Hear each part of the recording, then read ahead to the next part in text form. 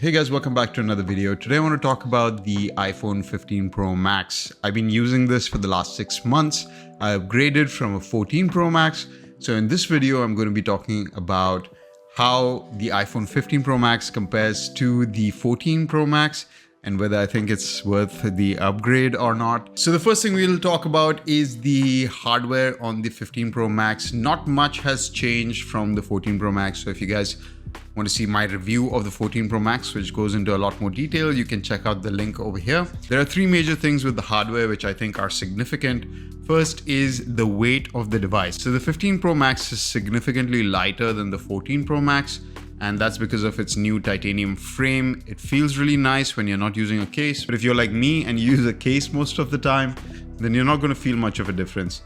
The body as well at the back is slightly more curved. So if you are going caseless, then of course it does make a big difference. The backside does feel a lot more comfortable to hold. The brushed titanium looks nice as well. It's a perfect match for my Apple Watch Ultra, which is nice. So if you do have the Pro Max and the Ultra, they match perfectly, especially in this color. But the second thing I would say is the USB-C port, I think makes a huge difference to the iPhone lineup in general. Initially, it was a bit of a pain because we had lightning accessories throughout the house. We use iPhones most of the time, but I had to switch all my cables to USB-C, but I already had quite a few USB-C cables around my house because everything else charges on USB-C. It's just nice that everything's on one cable standard and USB-C charges all my devices. The other thing is the compatibility of the USB-C port over here. I mean, you can pretty much plug any USB-C accessory into this. The phone recognizes it. And for me, especially because I take a lot of video on my iPhone for these videos over here on YouTube, it's much easier to transfer data to a USB-C hard disk. It's so much faster. I can pretty much directly edit from that hard drive. And that has been a big, quality of life improvement with the iPhone 15 Pro Max. The third hardware change is the action button on the top. Now, this one is not that important. Honestly, you're not going to see a big difference with it. I do appreciate that previously that button would only mute or unmute the phone, and now you can pretty much program it to do whatever you like.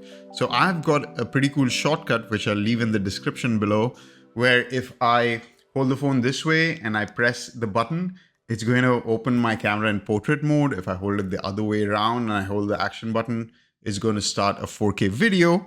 And then if I'm holding it straight and I hit the button, then it's going to open my shortcut menu over here, which allows me to mute my phone, unmute my phone, control my Sonos, etc. That's a nice feature to have. It's a quality of life improvement, though I barely use the action button. I wouldn't say upgrade your phone for the action button, but it's nice that future iPhones are going to have this instead of the mute button. It's an improvement for sure. The next thing I want to talk about is the inclusion of the 5x zoom, especially on the iPhone 15 Pro Max.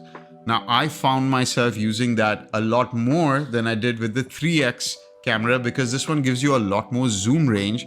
And apart from that, because the focal distance is longer, you do get more depth of field as well. And when you shoot portrait shots with the 5x camera, they look absolutely great. And also in terms of video, for me, like I much prefer having the 5x reach if I want to zoom into something that's far away. And even when you go up to 10x, I would say the quality of the video looks really good, especially in 4K. So that's a really nice feature to have. Another feature of the camera over here is that now you can shoot for spatial video, which is Apple's version of 3D content.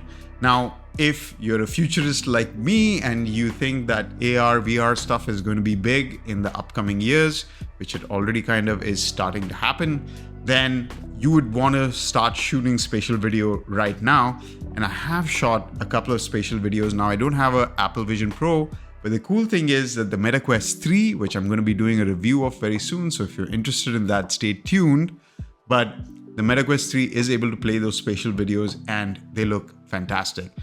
They are in 1080p, but they do offer true 3D content, which is really nice that your iPhone now can shoot in 3D. Another cool camera feature in this one is that now you can shoot directly to an external SSD, which I've done a couple of times. It's very useful. I don't shoot in ProRAW. The file sizes are too large, but you do have more quality control if you do want to shoot those like high-end commercials and things like that.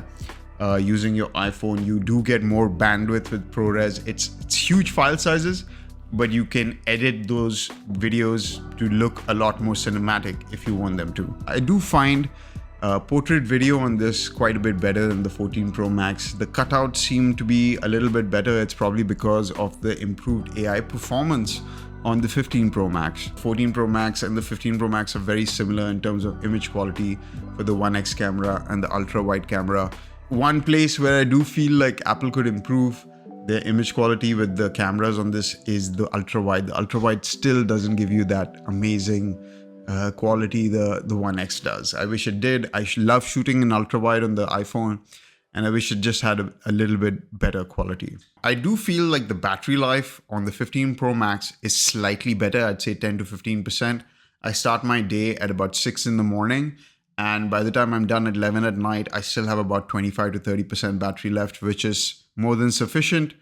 And it's not going to give me 1.5 days of battery life. I'd probably have 10 or 15% if I woke up without charging it, but it's still a pretty solid all-day battery life with plenty to spare. Even if I'm out at night till like 2 or 3 in the morning, the phone is perfectly fine. I don't need to charge it twice a day, even with heavy usage and taking videos and so on. Performance-wise, I don't see a significant difference between this and the 14 Pro Max.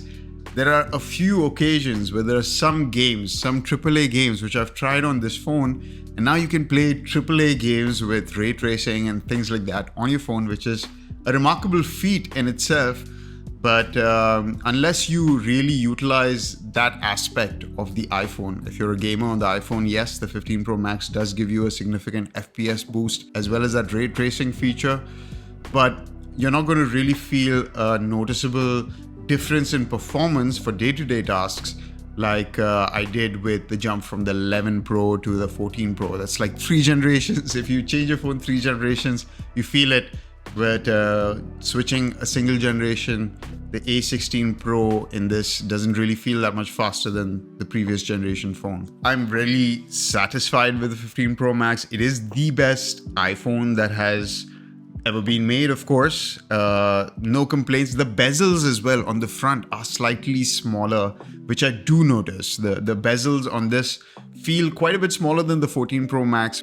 But apart from that, in terms of screen quality or speakers or anything else, maybe the Wi-Fi feels slightly faster. The 5G feels slightly faster than it did on the 14 Pro Max, but it's not a significant difference. So if you do have a 14 Pro Max, I would suggest skip this one.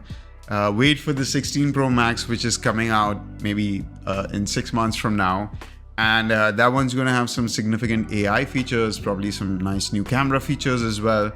But if you do really want that 5x camera and the USB-C, which I do think is a significant change, then splurge and go for the iPhone 15 Pro Max. And if you have anything older than the iPhone 13 Pro Max, then this one's definitely going to feel really, really nice, especially because of the dynamic island and some of the other new features that were introduced in the 14 Pro Max. But that's pretty much it for this video, guys. Let me know what you guys think of the iPhone 15 Pro Max. If you like this video, hit that like button, leave me a comment, subscribe to watch more videos like this, and I'll see you guys in the next one.